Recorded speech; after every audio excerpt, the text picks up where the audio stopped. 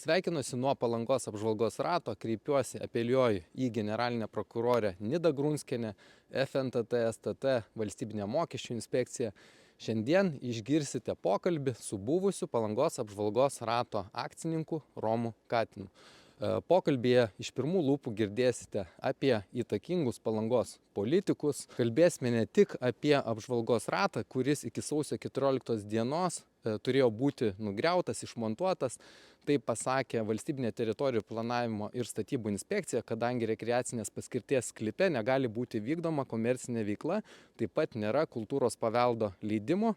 Kalbėsime ir apie spurgyčių verslą, ir apie Šventosios jūrų uosto direkcijos išnuomotą teritorija, kur yra Šventosios atrakcionai, Kopų gatvė 17A. Pusvelčių išnuomota teritorija, veikla vykdoma ne pagal paskirtį, kaip yra numatyta sutarties dokumentuose.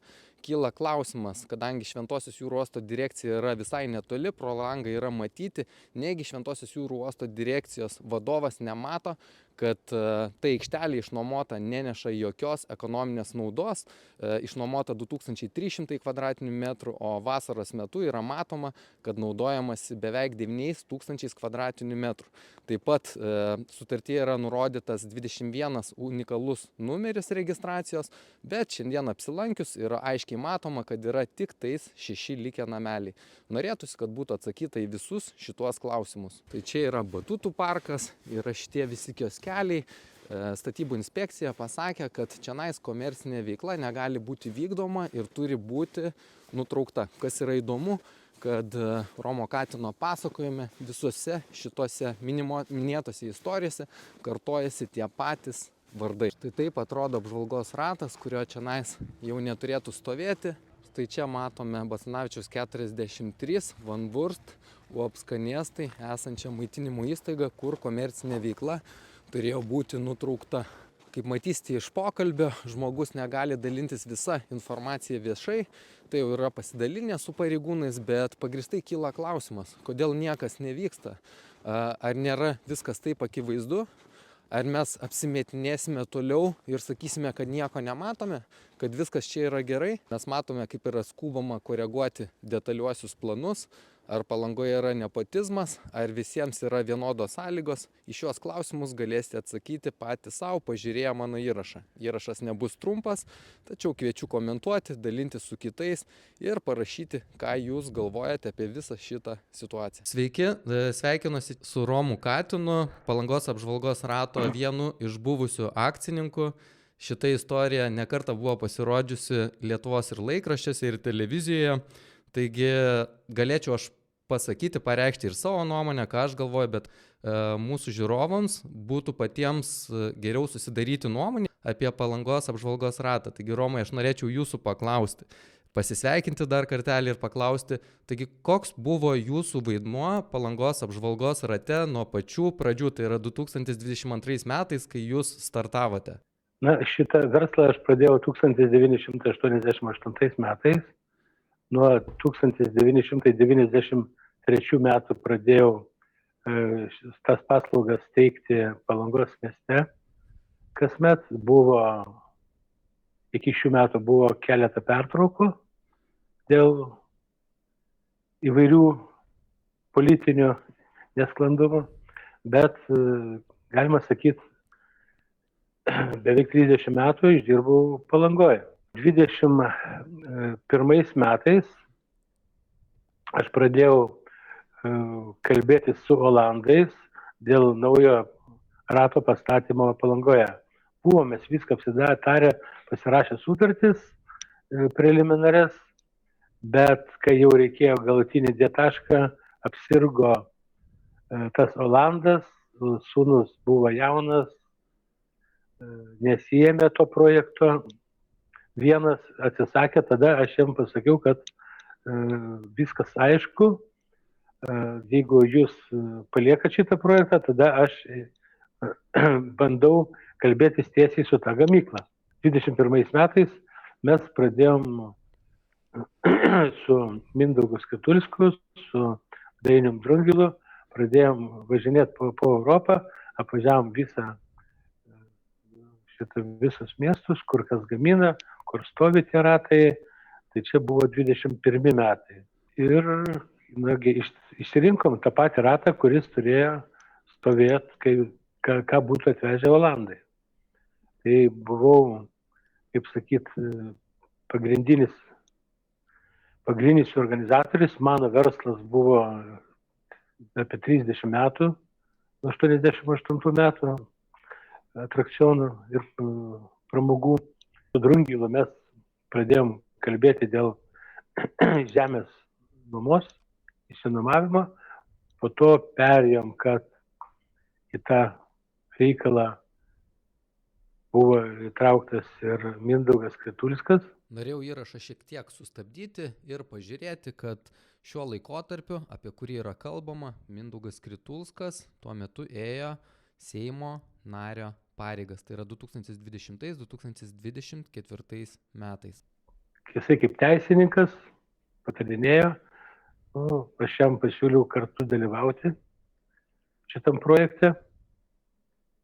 Jis aišku sutiko, bet vėliau po kiek laiko pasiūlė į mūsų kompaniją įtraukti ir merą Vaitkų.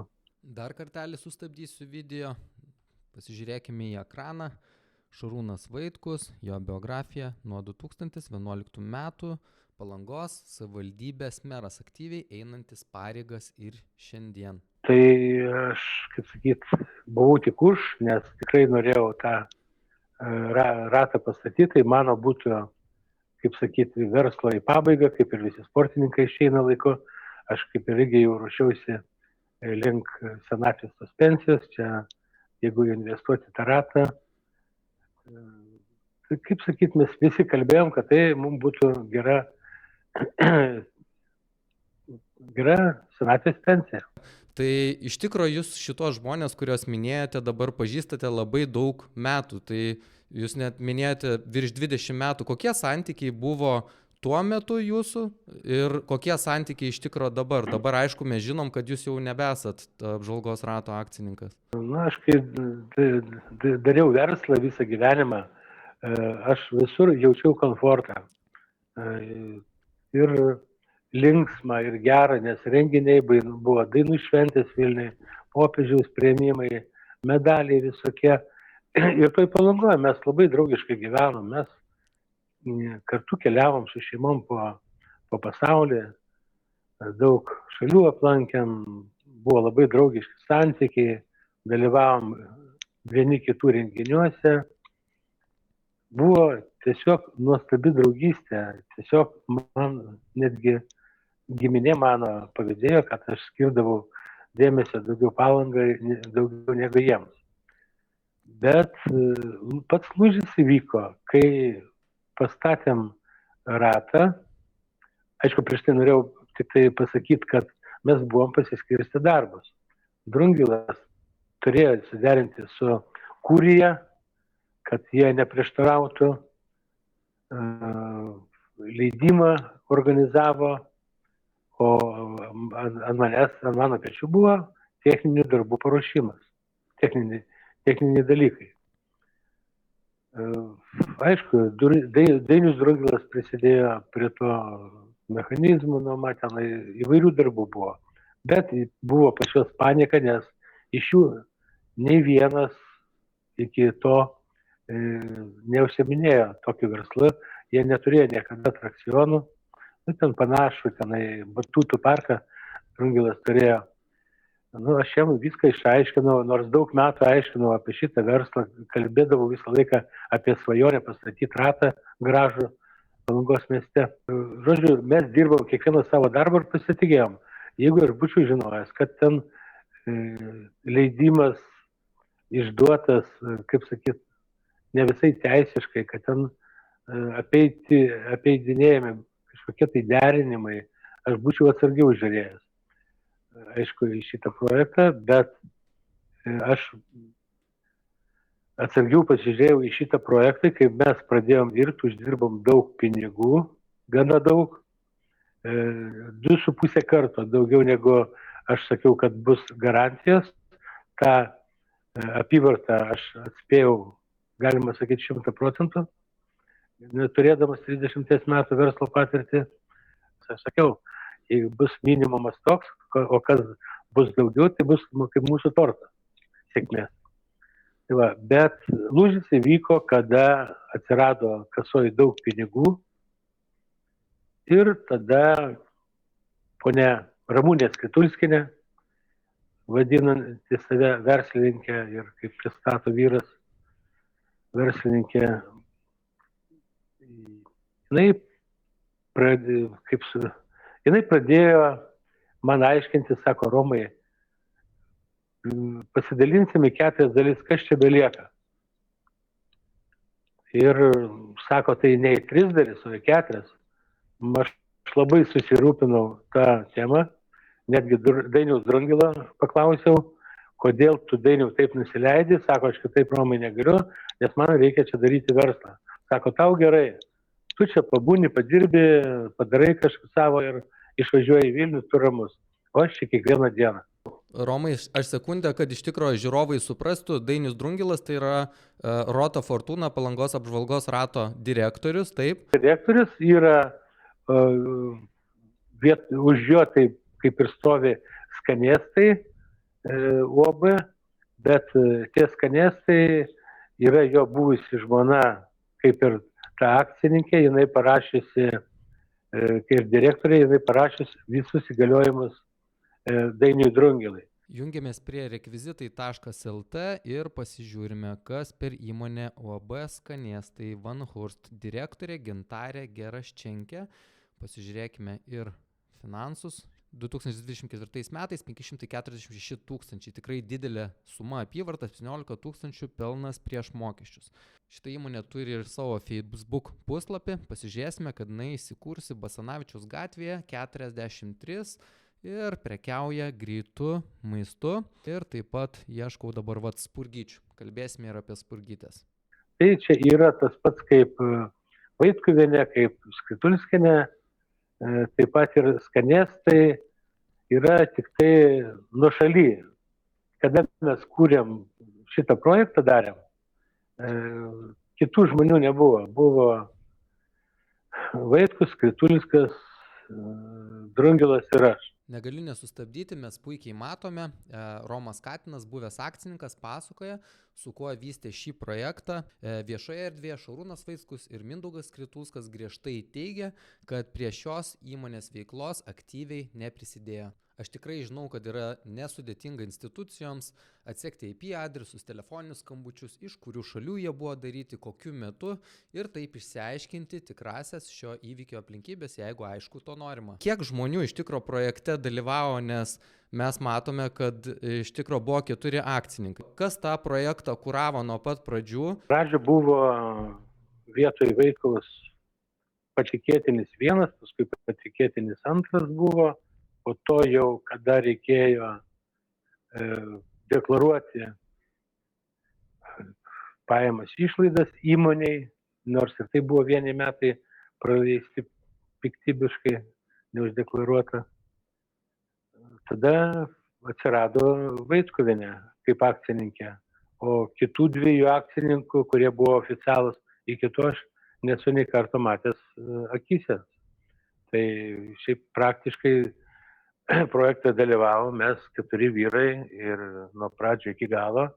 Tik tai man nebuvo pasakyta, kad yra slidus dalykas, ten ne su visais suderinta, žemės paskirtis netokia. Jau tada buvo turbūt žinoma, kad jūs darot rekreacinės paskirties sklype komercinę veiklą, kultūros paveldo leidimo nėra, tai nebuvo dabar kažkokia tai naujiena, kad visai nesenai, iš tikro praeitais metais, 25 statybų inspekcija nurodė, kad šitą ratą reikėtų kaip ir iki 26 metų sausio 14 nugriauti, nes leidimai buvo išduoti nelegaliai, nesuderinus nei su paveldu, nei kad galima daryti rekreacinės paskirties komercinę veiklą. Apie žemės paskirtį tai iš tikrųjų sužinojau, kad negali iš spaudos.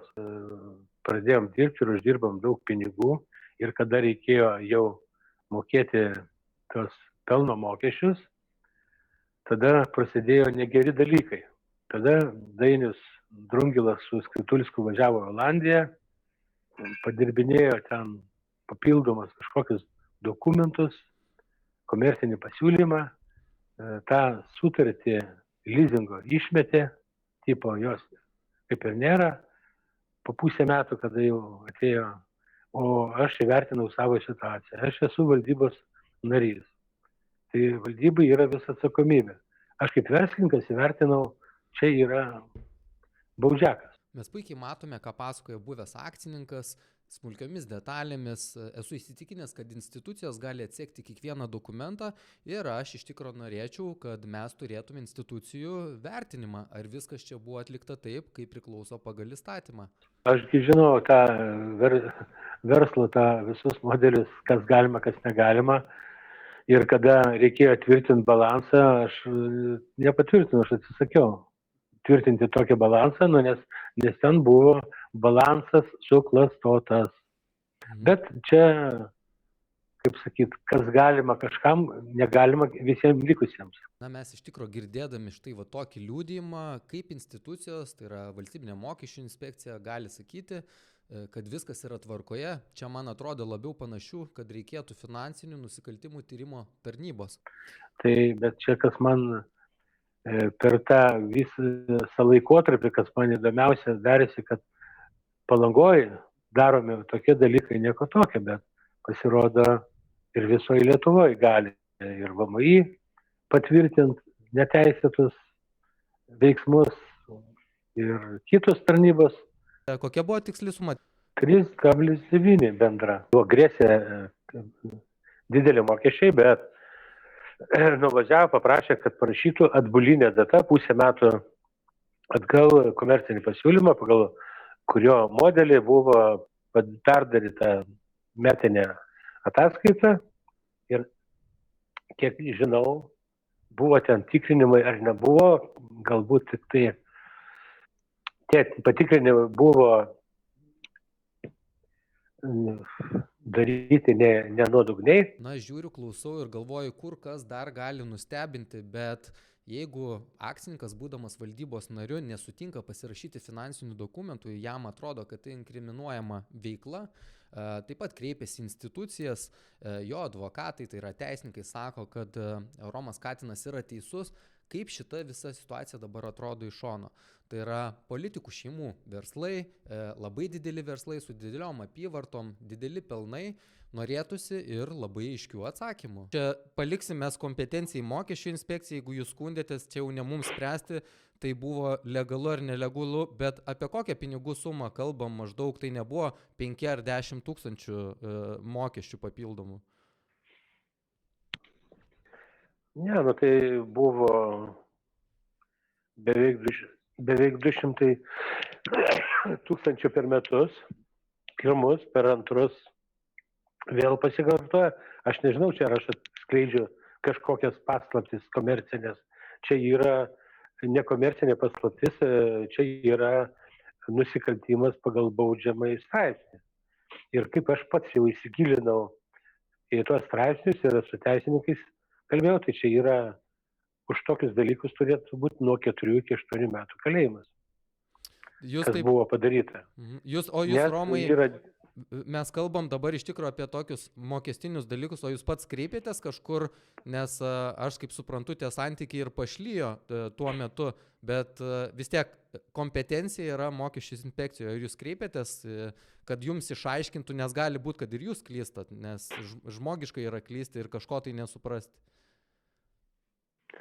Ne, aš iš mokesčių inspekcijos esu gavęs 2 atsakymus, kad ėmėmės priemonių, kaip tu vadinasi, prevencinio, bet rezultatų kokių atskleisti negalime ir tiek. Aš galvoju, Romai, šitoj vietoj jūs, kaip pasakyti, savo nuomonę gali turėti, jūs esat akcininkas, jūs turit teisę pasirašyti arba nepasirašyti, kadangi yra akcininkų dauguma, tai tie kiti likę akcininkai ir prisiema tą atsakomybę.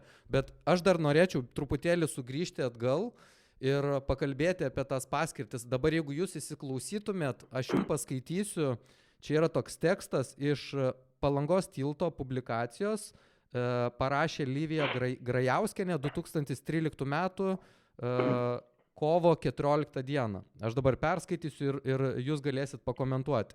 Kovo 3 Lietuvos vyriausiasis administracinis teismas padėjo galutinį tašką byloje, kurioje liūdnai pagarsėjusi UAB Lender Lietuva skundė Palangos miesto savivaldybę neišdavusią leidimo jų veiklai. Aukščiausios instancijos teismas paliko galioti rugsėjo 24 Klaipėdos apygardos administracinio teismo sprendimą, kuriuo konstatuota, jog kurorto savivaldybės administracija pagristai ir teisėtai atsisakė derinti atrakcionų parko projektą adresu Basanavičiaus gatvė 43. Tai mes kalbame apie tą patį adresą, kur buvo bandoma gauti leidimą panašiai veiklai.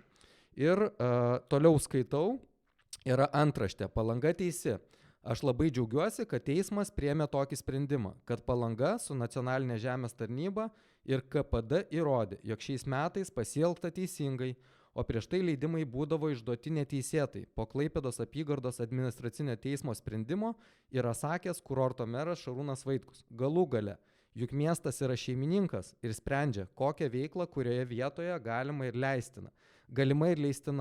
Negali būti Palangos centre balagano, juk net sovietmečio atrakcionai būdavo toliau nuo miesto centro. Ir toliau dar miesto meras pasako, kad miesto vadovas dar kartą pabrėžė, jog verslininkai veržėsi užsiimti komercinę veiklą ten, kur tai draudžia įstatymai ir kiti teisės aktai rekreacinės paskirties teritorijoje.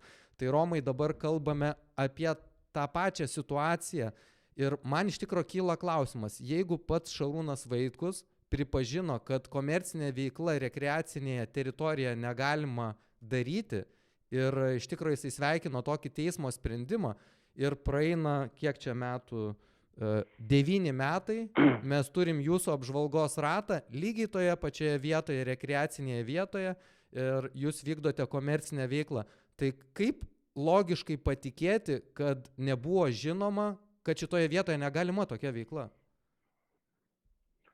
Jo, aš irgi tą esu girdėjęs, žinojęs, nes ir pats esu nuo 10 metų kažkiek verslą savo dirbęs su verslu toj vietoj.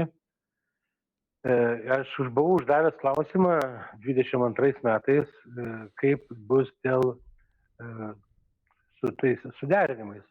Sako, nesu galvos, viskas suderinta. Leidimas bus. O kas čia tai pasakė? O kas čia tai pasakė? Nu, Skaituliskas, pasakė Drungilas, pasakė, dabar abejoju dėl mero, nes pagrindinės buitinėse reikaluose meras nedalyvaudavo tiesiog. Mes visą laiką būdavom darbinė grupė, tai Skaituliskas, Drungilas, aš, ir Skaituliskinė prieš pačią pabaigą, kai jau buvo ratas, prisidėjo prie veiklos.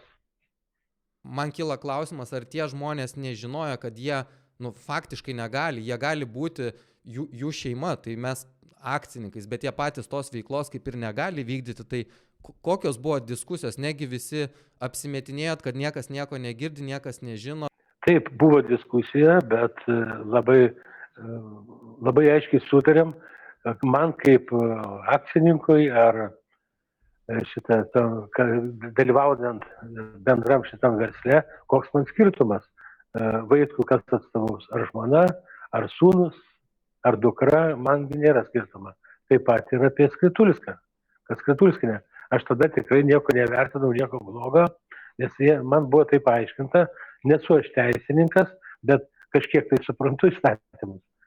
Visiems bendro pobūdžio. Tai žinau, kad negali jie patys asmeniškai, bet žmonos gali, nes visurgi pas mus Lietuvoje sklando istorijos visokios, kad vyrai be jokio turto, o žmonos milijonierės. O iš tikrųjų, taigi, aiškiai žinom, kas yra šeimininkas to viso turto. Tai aš nieko neįvertinu, nieko blogo, bet aišku, tai mano naivumas, mano patiklumas, pasitikėjimas žmonėmis, tą gal ir privertė, aišku. Iš viso tai buvo mano 30 metų sukurtas verslas. Iš viso aš, kaip dabar, ir aš vertinu, ir visi kiti, negalima svoločių įsileisti tokių kaip jie į savo verslą.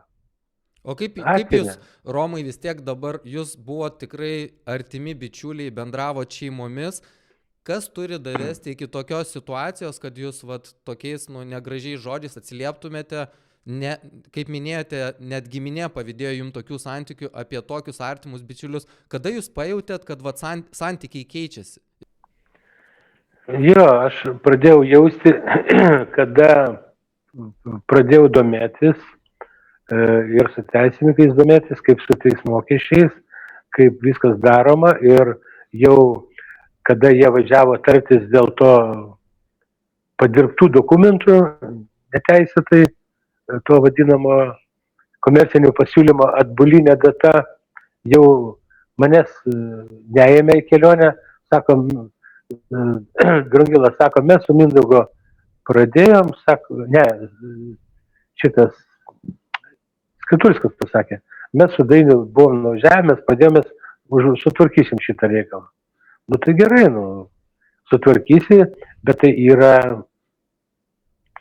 vėlgi kiti tenai svertai, kada tu gali tą ratą išpirkti anksčiau ir tu tampa nuosavybė.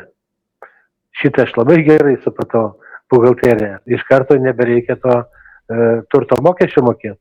Tai dabar, jeigu Lietuvai tinka toks įstatymas, kodėl nepasako visiems klientams, aš pavyzdžiui, tiems visiems verslininkams, aš su mielu noru, turėdamas įmonę, nueinu į Mercedeso saloną, nusipirkau 600 000 Mersą, įsinuomoju 6 mėnesiam, moku po 100 000 mėnesį už nuomą, nurašau į sąnaudas ir gražu, nereikia pelno mokesčio mokėti. Aš manau, kad jeigu mokesčių inspekcijai tas neužkliūva, tai čia, nežinau, aš nesu ekspertas, aš galiu tik tai išklausyti, jūs kaip akcininkas pasakėt savo nuomonę, bet manau, Kaunas galėtų imti kaip gerą pavyzdį, tai būtų galima sutaupyti labai daug pinigų.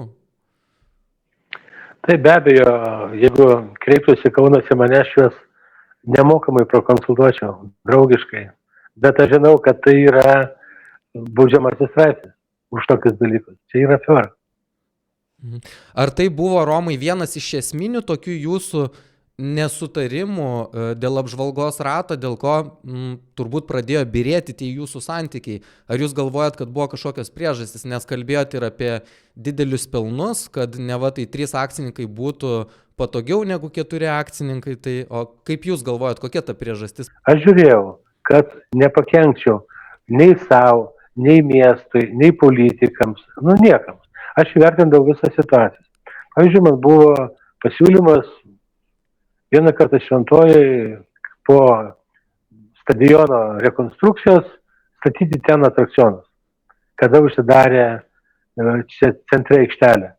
Bet aš pasakiau aiškiai, sakau, ačiū už pasiūlymą, pasitikėjimą, bet ten nestatysiu, nes tikrai mes rudenį visi kentėsim, bus kalti ir politikai, kas leido, ir mokykloje, ir aš pats būsiu, nes viską išdarkysim. Mane tuoj pat pagyrė, sako, labai tu fainas, geras žmogus, labai viską žiūri atsakingai. Tai taip, kad aš bet ko nedarydavau ir buvau atsargus, bet čia, kada prasidėjo tie dalykai, aš kada nepatvirtinau to balanso buhalterės. O kelintais šią metais, Romai, buvo to balanso nepatvirtinti? 24. 2023, kada tvirtinom balansą, aš tą balansą pažiūrėjau, kad pas mus jau nuosavo turto yra tenai už 500 virš tūkstančio. Aš primečiau, kad viskas gerai, bet aš turėjau daug asmeninio problemų, kur, aišku, ir mano draugai to pasinaudoja, ir sesuo vėžio susirgo, ir sūnų parsivežiau iš Egipto karste. Bet aš dalyvavau tada tam akcininkų susirinkime, ten dalyvavo visi su visom antrom pusėm, Turit omeny, kad dalyvavo ne tik tai, kaip sako, de jure akcininkai, bet ir de facto visi žmonės. Taip, buvo Vaitkais, Skritulskai ir Drungilas. Ir aš, žodžiu. Ir ką aš pasižiūrėjau, žinot, man iš vis ne tas rūpėjo, aš pasirašiau tą balansą, mes patvirtinom, bet aš jau jaučiau prieš naujus metus jau manęs nesivežė į Olandiją. Po to, kaip sakyt, vyko viskas taip jau psichologiškai ir kada pas man tos nelaimės atsitiko, jie tiesiog dar pasinaudojo, kad, pas mane, aš karšto būdo esu ir, kaip kenčia Drungilas ten vaistus raminančius valgo, jį priminėja, kad ten, ašgi mačiau, kaip jį spaudė, kad jį išmesti iš to verslo, jisai prisidėjęs vaistą ten apdujęs per kamerą prisijungę šnekėdavo, ant kiek žmogui buvo sunku. O kai pas mane nelaimės, tai man labai lengva. Žinot, man tas, faktiškai aš radau turto, iš manęs atėmė už 1 milijoną. Bet, kaip sakyt, aš turiu susikūręs savo, kaip sakyt, aplinką, puikią šeimą turiu, su visais labai gražiai bendraujam, turiu iš ko gyventi, yra kas padeda ir kažkaip tas man milijonas, tas nėra taip svarbu, kaip man svarbu buvo ir dabar ką aš jaučiu dabar. Tai man, kada aš atsiribojau ir nebeturiu šiai dienai nieko bendra su tai žmonėm, tai yra mano didžiausias rezultatas, kad aš nuo tokių žmonių atsikračiau, nes nedaug Dieve su jais kažką padaryti. Kada turėjo Saulius Spurgytės, jisai atvežė verslą Spurgyčių, turėjo apie 11 taškų Palangoje ir Šventojai, tai ką Drungilas irgi įsileido. O koks čia Saulius, atsiprašau Saulius, čia verslininkas kažkoks Palangos? Ne, Saulius jisai kaunietis, iš Kauno buvo daug taškų, Spurgytės mažas tokias. Kamino ir pardavinė, kioskų daug turėjo. Ir tas kioskas, kur yra, kaip jisai dabar vadinasi, prie rato, kur stovi kioskas atskiras, tai jisai tenai dirbo, sukūrė. Štai čia matome Basanavičiaus gatvėje 43, šalia apžvalgos rato. Romas Katinas kalba apie UAB Skanėstai, Van Hurst kavinę. Greito maisto, kur yra pardavinėjamos Spurgytės, kaip minėjau, įrašo pradžioje. Sukūrė viską, tada Drungilas pamatė apyvartas, visą kitą ir nebe valdžios pagalbos tą žmogų išvarė iš to verslo. Pradėjo tikrinimai, visą kitą. Žmogus jaučia nuoskaudą tokią kaip ir aš. Tai jūs kalbat, kad ten net ne viena vieta, iš tikro kalbėjot, kad apie 11 net vietų ir jūsų nuomonė ta pati istorija kartojas, čia prieš jūs įvyko ta istorija? Jo, prieš mane įvyko, nes aš ir dažnai pagalvojau apie tai, kad Drungilas tą mėgsta daryti, bet aišku, jam kažkas patarinėja, kad kam dalintis į 3-4 dalis, kada galima į 2 dalintis. Pas juos tokia logika. O tie žmonės, tiek Vaitkus, tiek Skritulskas, tiek Skritulskienė, jiegi nieko nesukūrė Palangoje. Jie Palangoje moka tik atimt arba prievartauti. Tai jūsų nuomonė... Vėlgi, sakau, atsiprašau, negaliu įsiplėsti ant tiek, nežinau, ką aš galiu pasakyti, ko negaliu, faktų yra labai daug. Aš iš esmės su tom Spurgytėm, kaip sakėt, supratau, kad žmogus sėkmingai sukūrė verslus Palangoj ir vėliau tas žmogus atsitraukė ar buvo patrauktas, nežinau, bent jau taip aš supratau iš jūsų tos istorijos, ar aš neteisingai supratau? Teisingai supratot, jisai patrauktas, jisai buvo... Laikas atidžiau pasižiūrėti šitą Van Hurst UAB Skanėstai kavinukę, kuriai vadovauja buvusi Dainiaus Drungilo žmona, taigi pasižiūrėkime į rekvizitus. Ši įmonė turi ir savo Facebooko puslapį ir turi savo puslapį internetinį, kur galime ir pasižiūrėti, kokie veikla užsiema. Tai yra ir terasa, šalia matosi vat kampas apžvalgos ratas, bet man įdomu, ką ta įmonė čionais siūlo savo franšizėje. Franšizės plėtros politika sudomino mane. Per 5 veiklos metus gryninome ir tobulinome darbo organizavimo procesus. Turime visas technologinės ir procesų žinias arba kitaip vadinama know-how, kurios užtikrintų sėkmingą veiklos pradžią ir padėtų išvengti klaidų. Mūsų komanda gali jums padėti pradėti savo verslą, esame pasiruošę atiduoti visą sėkmingai sukauptą patirtį. Dabar man kyla iš tikro klausimas pagristai, tai kieno šita patirtis yra sukaupta, ar čia jūsų yra sukaupta patirtis, ar kažkieno anksčiau sukaupta patirtis, su kuria jūs dalinatės? Gadinama jam sveikatą, į asmeniškumus perėjo, spaudimai visokie įvairūs. Viską. O dabar dar, Visko buvo.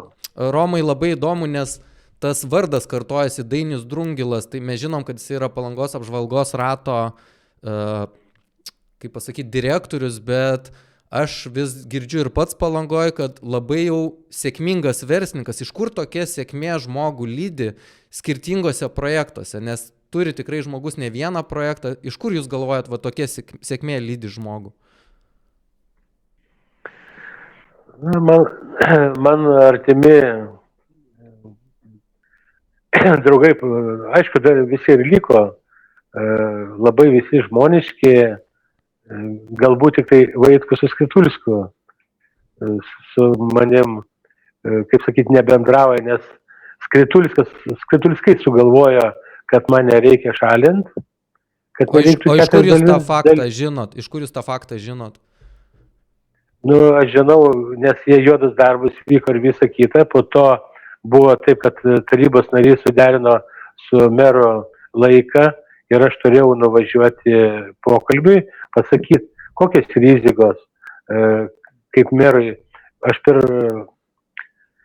per akcininkų susirinkimą reikalavau, sakau, sumokam tuos 200 000 pelno mokesčio, kad ateityje nepavestumėm mero ir Seimo narį. Sakau, apie ką jūs galvojat? Aferas tokias kurdamas. Sumokam ir turėsim ramų gyvenimą.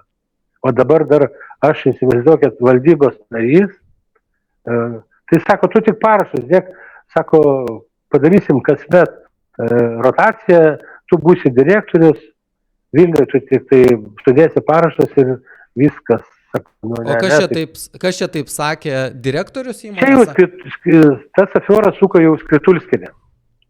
Bet, aišku, konsultaciją gaudavo, aišku, iš vyro.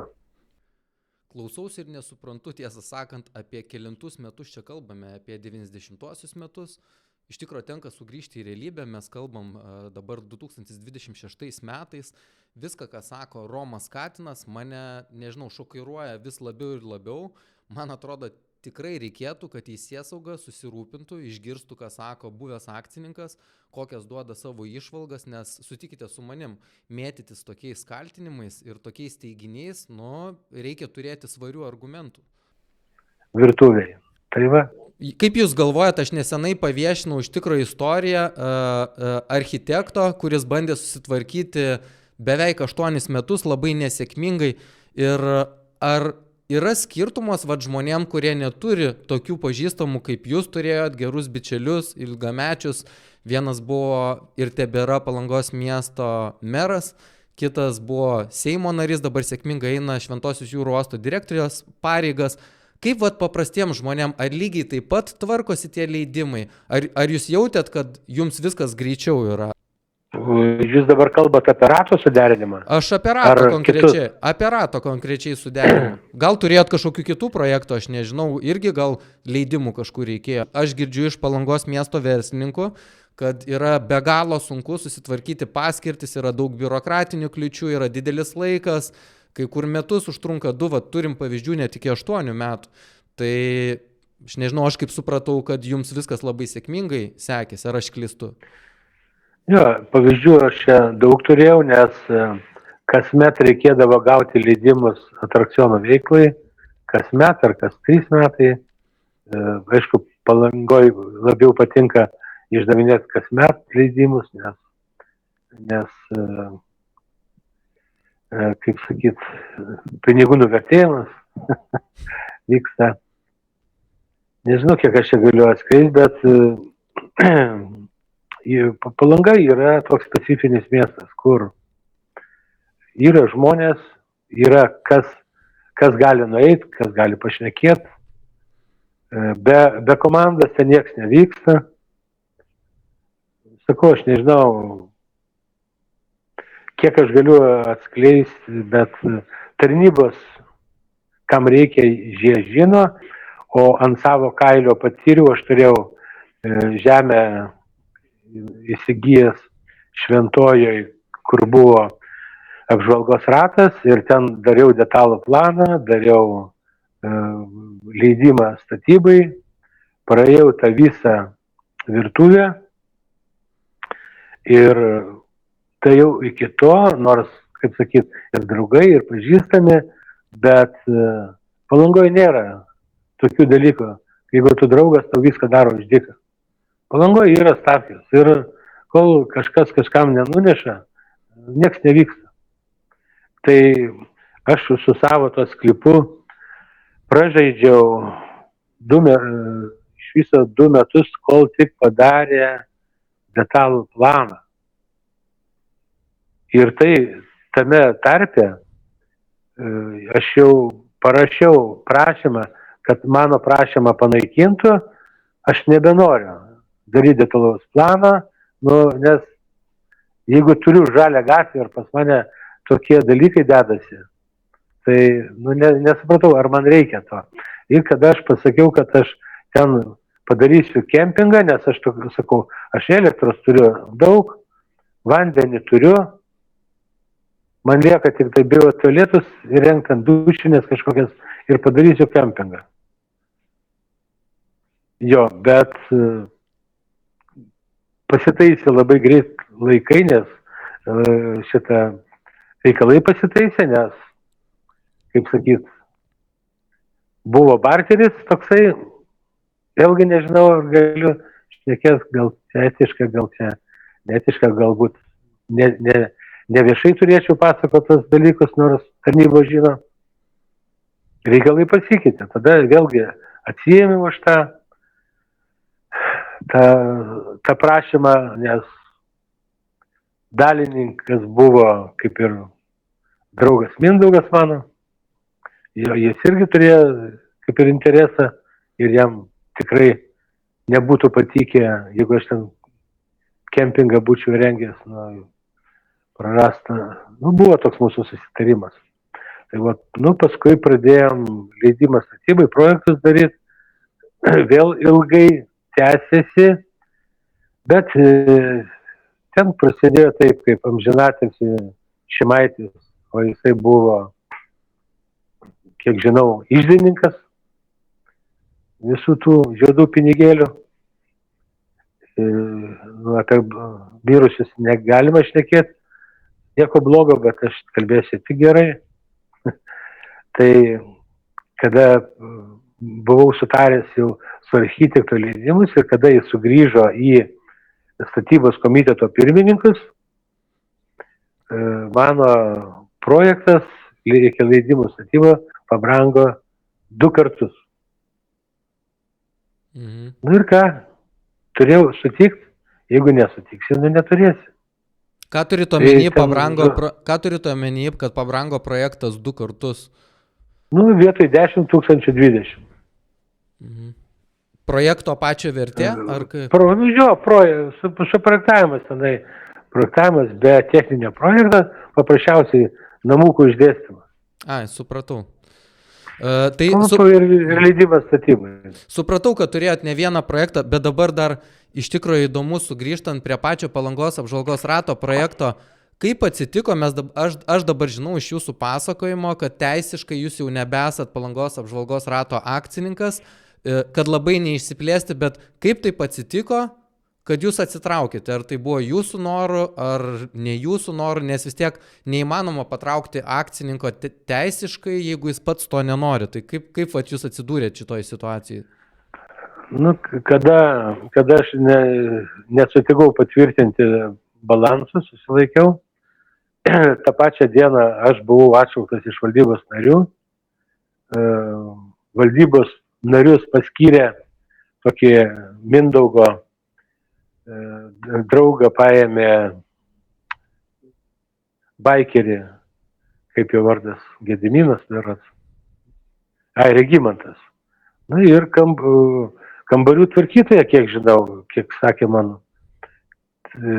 Mindaugas kažkada prieš tai ten nes prašė tokios paslaugos padėti, sako, kambarius tvarko,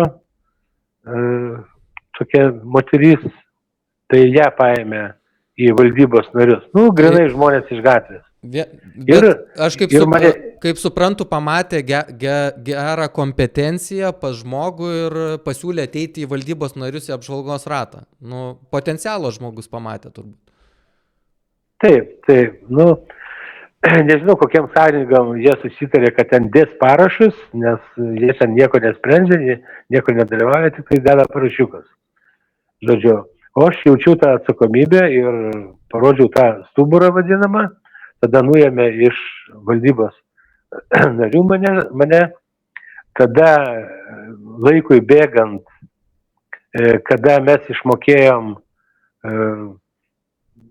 beveik ten 4 milijonus už tą ratą, liko 200 000 sumokėt, tada ir sezonas prieš akis.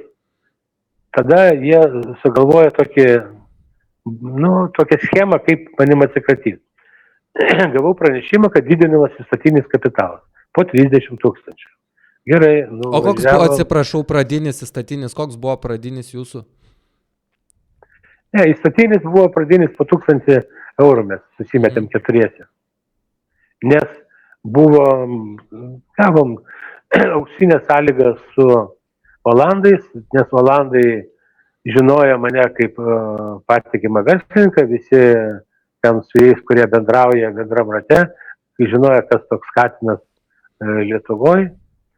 Ir mes... Iš esmės dėl jūsų kompetencijos ir daugiamečio darbo patirties pasitikėjo jumis ir suteikė išskirtinės sąlygas ir net, sakykime, tokį kaip išsimokėjimą darė vien dėl to, kad jūs turėjot gerą reputaciją, ar taip supratau? Taip, mums leido įsimokėti per 2 metus iš pradžių. O paskui dar pagerino sąlygos, dar pratęsė. O kalbėjot apie tą padidintą įstatinį kapitalą, tai kaip pasikeitė viskas? Tai pasirašėm sutartį, aš įgaliojau sūnų įgaliojau vietoj savęs veikti, nes aš kažkaip man nedrįsta, aš Palangoje po to kartą aš nesu buvęs ir iki Klaipėdos buvau važiavęs, bet į Palangą net nevažiavau, man kažkaip tai man lengviau į Vietnamą nuskristi ar Tailandą ar į Ameriką, bet ne į Palangą. Širdį jaučiu tokie, bet nieko tokio. Bet jeigu sugrįžt prie to įstatinio kapitalo, jums visiems pasiūlė įsinešti po 30 000 eurų, kaip suprantu, 4 akcininkams. Taip, mes pasirašėm visi 4 akcininkai sutartį, kad didinam kapitalą po 30 000. Viskas yra tam terminai nurodyti, po 2 dienų gaunu pranešimą, kad vėl didinam po 30 000. Matot, mes 4 akcininkai. Jeigu didina, gerai, jeigu nedidina, jie praskėdžia tas akcijas, tai ką jie ir padarė, jie praskėdė akcijas. O praskėdė taip, kada gavau aš antrą pranešimą, kad vėl didinam dar po 30 000, aš supratau, kad jie mane nori padaryti, pažemint finansiškai, bet jie kaip 4 akcininkai, jiegi gali patys kitą dieną nusimtas pinigus. Vienaip ar kitaip, yra įvairių būdų. O mane jau ant 60 000 mes su sūnum pasitarėm, ką darom. Sako, čia yra afera ir nemokam tada visai, kaip jau bus taip. Tada mes nemokėjom. Tada gaunam pranešimą, kad antras didinimas neįvyko, todėl kad nebuvo kvorumo. O jau po 30 000 jau aš jau nebegalėjau įnešti, nes jau buvo terminai praėję. Tada jie pradėjo spausti, jie padarė akcijas, padarė, man paliko 1% nepilną ir gavau pasiūlymą, kad parduočiau aš tą 1% nepilną už 300 eurų. Už 300, taip? Taip, už 300 eurų. Dabar, Romai, žiūrėkit, pastabdysiu truputį, nes taip absurdiškai skamba. Jūs kalbėjote apie labai didelius pelnus, ant galo, aišku, čia jūsų buvo pasirinkimas, kaip pasakyti, teisiškai neįsinešti šito įstatinio, neįstatinio, padidinti kapitalą įstatinį, bet buvo milžiniški pelnai ir vėliau jums už 1% yra pasiūloma ten 300 eurų. Bet ar jūs nesulaukite iš savo bičiulių, iš akcininkų tokio pasakymo, Romai, įsineškit pinigų, nes jūs prarasit savo akcijas?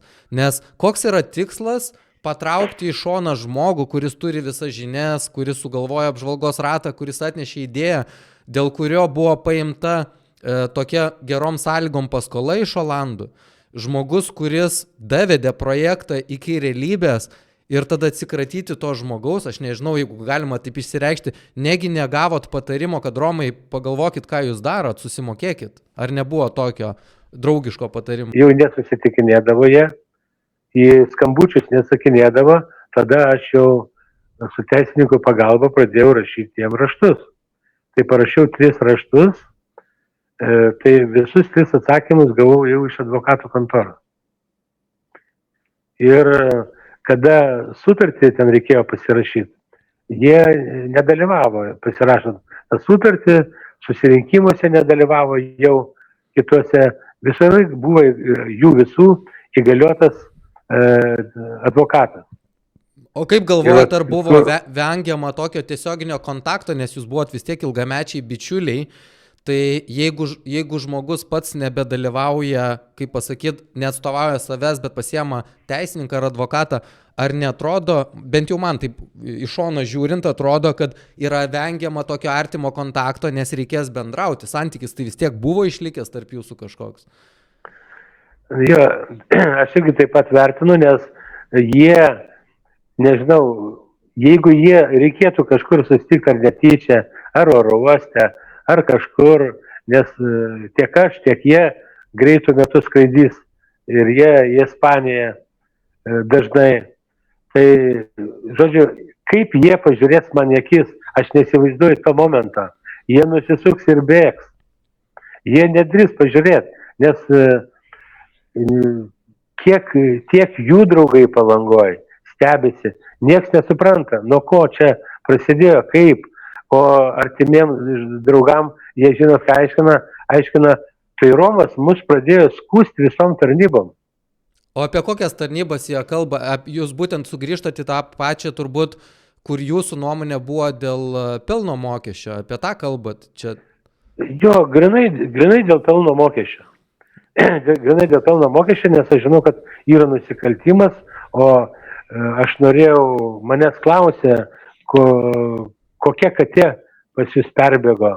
Tai sakau, aš esu metuose ir nenoriu kalėjimą sėdėti, nes čia yra pirmiausia dokumentų padirbinėjimas, pervežimas, laikomas ir panaudojimas apskaitoj, yra 300 straipsnis, yra nuo 4 iki 8 metų. Žiūrėsime Baudžiamojo kodekso 300 straipsnį, dokumento suklastojimas ar disponavimas suklastotų dokumentų. Pirma, tas, kuris pagamino netikrą dokumentą, suklastoja tikrą dokumentą arba žinomai netikrą ar žinomai suklastotą tikrą dokumentą laikė, gabeno, siuntė, panaudoja ir realizavo. Baudžiamas bauda arba arešto arba laisvės atėmimu iki 3 metų. Tai aš nežinau, jiems strioko taip pat buvo. Aš manau, Romai, aš manau, kad jūs kaip akcininkas tikrai turėjo tokią teisę, jūs pasielgėt pagal savo sąžinę, kaip jūs galvojate yra teisingai. Aš nežinau, iš šono žiūrint, bent jau man tokia nuomonė susidaro, jūs tą kainą dabar mokat, tai čia toks buvo jūsų, kaip sakant, sprendimas. Bet iš teisinės pusės, jūsgi praėjo dabar teismus, tai kaip ir teismai nustatė, kad tas akcijas jūs nebegalit susigrąžinti ir viskas buvo teisėta. Ne, kada jie pasiūlė 300, tada teisininkai įvertino situaciją, mes kreipėmės ten ir raštu ten į tą advokatą, tai gavom antrą pasiūlymą jau kiek ten, ar 9 tūkstančius už tas akcijas, bet kol tie teismai vyko, kol aiškinamės, man pritirsi virš 12 tūkstančių teismo išlaidą. Tai Nu, nieko. ten kiekvienas. Vaitkuvienė 1800 ar 900, Skritulskienė 1900, Skanėstai 1900, nu ir ten virš 4000 dar Rota Fortuna. Tai kaip aš galvoju, Romai, kaip ir normalu, jūs pralaimėjote teismą, tai kaip pasakyt, kartais ne viskas yra teisinga, kas yra teisėta. Čia turbūt šitas pasakymas labiausiai tiktų, bet Nu, taip. aš manau, žiūrėkit, Romai, jūs esate ekspertas ir sakėt, labai padarėt gerus spėjimus. Kauniečiai, kurie ypatingai dabar nori statytis ratą, svarsto, ar verta ar neverta. Žmonės nesupranta, kokios apyvartos ir kokie pelnai gali būti. Nereikia labai didelio tikslumo, bet vat, kiek galima per metus nuo tokio rato uždirbti? Kokią apyvartą gerai valdant tokį ratą? Viskas priklauso nuo vietos. Nuo vietos. Kokia vieta? Vieta tai yra žmonių srautai ir altitudė. Basanavičiaus gatvėje yra 100% vieta, geresnės vietos nereikia. Aišku, tik tenai yra gobšumo, nesusitarimo, kad tas ratas yra apstatytas kėdėm, kur buvo iš pradžio mūsų numatyta reklama pakabinti didelę, šviečianti, mirksinti, graži, apstatė kėdėm, kavinės tenai, palapinių pristatė ir užgriozdintas tas ratas. Ir žinokit, kiek, apie 50% žmonės praeidami rato nemato po kairę pusę, kurie eina prie upės. Nes praėjo pirmin atgal, sako, taigi mes praėjom ant tilto buvom, rato nematėm. Tai o kaip jūs galvojat, kaip pasibaigs dabar šitą visą rato istoriją, nes ratas tebestovi, ratas dar sukasi. Ir aš suprantu, kad ir didelė dalis miestiečių, jie nori to rato. Aš pripažinsiu, ratas tai atrodo įspūdingai, labai gražus, miestui reikalingas, bet kaip mes turim istoriją iš 2013 metų, kai buvo identiška situacija ir miesto meras sako, kad rekreacinės paskirties sklype komercinė veikla neturi būti daryta, negali būti daroma, neužversim čia miesto, teismo sprendimus reikia gerbti ir mes 10 metus į priekį matom šeima, artimi bičiuliai turi tą patį ratą. Sutikit iš šono, žiūrint kaip paprastam miestiečiui, neatrodo tai labai gražiai. Yra šeimininkas meras ir yra, kaip sakyt, tvarkos ir įstatymo leidėjas Palangos mieste, jisgi gali pakeisti. Aišku, tą gailą, tą ratą griaut būtų kaip ir nelogiška, jisai reikalingas, jis labai gražus, bet jisai verslo atžvilgiu yra ten viskas neteisingai. Kiek per gerą dieną, jeigu yra šventinė diena, jeigu mes turim, sakykime, stintų šventę, kaip pavyzdys. Kiek tos tiesos galiu atskleisti, nes... Aš kitaip suformuluosiu, yra sėdynės, atitinkamas skaičius sėdynių. Jeigu jūs turėtume dabar tokį ratą, per gerą stintų šventę, kiek jūs galvojat su tokiu pačiu ratu, kiek jūs sugeneruotumėt? Žodžiu, aš pasakysiu, galbūt taip, nuo 10 eurų iki 50 000. Per dieną? Taip, čia priklauso nuo dienos, nuo užimtumo, nuo visko, nuo teisingo valdymo. Marketingo teisingo sudėliota. Labai dabar tokia mintis kilo, šitą ratą jūs darėtės, kaip ir užsitikrinti savo pensiją, čia galima sakyti, buvo ne 10-mečio, 30-mečio jūsų vainikuoto darbo vaisius ir jūs finale įsitaisėte didelį galvos skausmą, aš nežinau, to galvos skausmo jau gal ir nebeliko, kaip sakėt. Ar jums yra apmaudu dėl to, kad neteko tokio projekto, ar, kaip aš suprantu, netekot savo draugų? Žinokit, visko. Ir apmaudu, kad ir to nedalyvauju versle. apmaudu, kad liktai gerus draugus praradau, bet kaip dabar įsitikinau, kad tie žmonės yra su kaukėmis, jie viešai atrodo vieni, bet virtuviai, man teko bendroji virtuviai būt daug metų bendrauti ir kai tu girdi viską buitiškai, kaip vienas kitą vadina, kaip vienas kitą tenai nepasitikė, ar dar kažką. Ašgi yra vienas žymus žmogus Palangos senbuvis pasakęs. Sako, jeigu ne aš, jie iki šiol po Basankę su beisbolke vaikščiotų. Tai čia yra labai daug istorijų, esu tas girdėjęs. Taip, man gaila, kad ir draugus praradau, bet kada atsirado pinigai, tai nieks. Čia matot, ratas yra viena, bet aš turėjau dar kitą verslą, turėjau tą žemę, kur dirbo partneriai ir paskui su amžinatelis Šimaičiu ten projektą darėm pastatyti atrakcionus. Tai jie eliminavo ir iš tenai. Žodžiu, man Palangą uždarė. O dabar jūs paminėjote apie atrakcionus, o jeigu aš trumpam, mes labai nesigilinsime, visą vasarą ir ne vieną vasarą Šventąją terorizavo didelis triukšmas, atrakcionų parkas ir čia tokia yra didelė mistika, liktai savivaldybė nieko nesprendžia mano žiniomis, Šventosios jūrų uosto direkcija, kur vadovų dirba Mindaugas Kritulskas taip labai įdomiai nesikiša į tą situaciją, tai kas tos atrakcionus reguliuoja? Atrakcionus reguliuoja, kaip sakyt, aš tai aišku turėjau padaręs projektą su Šimaičiu. Šitoje vietoje šį įrašą šiek tiek sustabdysiu, nusikelsime į 2023 metų rugpjūčio mėnesį, matome Vakarų Ekspreso straipsnį. Labai svarbu, klausykite čia, projektą įgyvendina pagal Šventosios jūrų uosto direkcijos 22 metų spalio 20 dieną skelbtą konkursą dėl nekilnojamo turto esančio Kopų gatvėje 17A Palangoje, laimėjusi įmonė UAB Voster. Tai amžinatelis Šimaitis laimėjo šitą konkursą. Turime 2023 metų Radvilės Rumšienės LRT dar vieną publikaciją. Šventojoje nušluoti senieji poilsio nameliai. Vietoj jų gandais apaugęs projektas ir nekalbus verslininkai paliksime paslaptyje, taip sako. Advokatui Linui Bagdonui Šventojoje susikloščiusi situacija atrodo panašiai galimą gudravimą. Žiūrint viešai prieinamą informaciją, kas ten gali būti viešai vykdoma, ten aiškiai parašyta namelių vasarnamių nuoma ir taip toliau. Logiškai mąstykime, aš išsinuomoju namelius, juos nugriaunu ir kloju asfaltą. Tai kokiu būdu tie nameliai ten atsiras? Pagal nuomos sutartį ir konkurso sąlygas nėra, kad būtų nuomojama žemės sklypis, jis priklauso valstybei.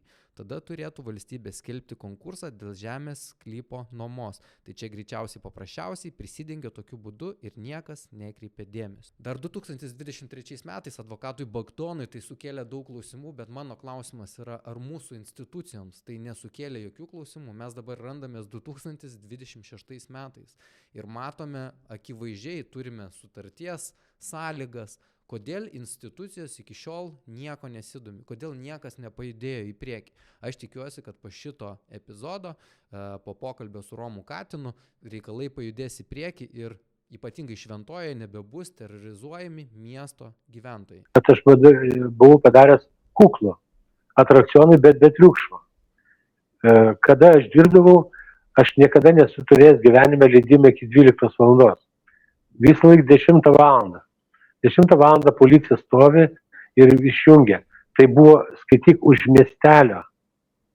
O ten jie, kada atsirado tam projekte Vaitkus su Skritulsku, o atsirado taip, kad Dainis Drungilas yra tos įmonės direktorius. Prieš paleidžiant šitą projektą, kada aš buvau nustumtas visai.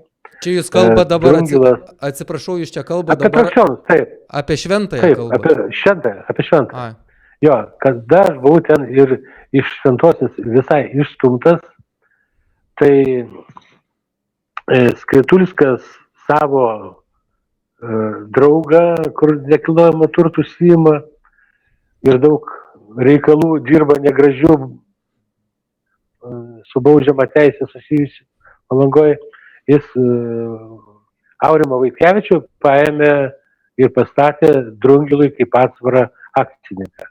Tas Vaitkevičius ne prie ko, prie tų atrakcionų, nieka, nu bet, kad turėtų kontrolinį paketą, nes Drungilas yra slidus žmogus, kaip įsitikino visi, nes tą Spurgyčių verslininką išvarė.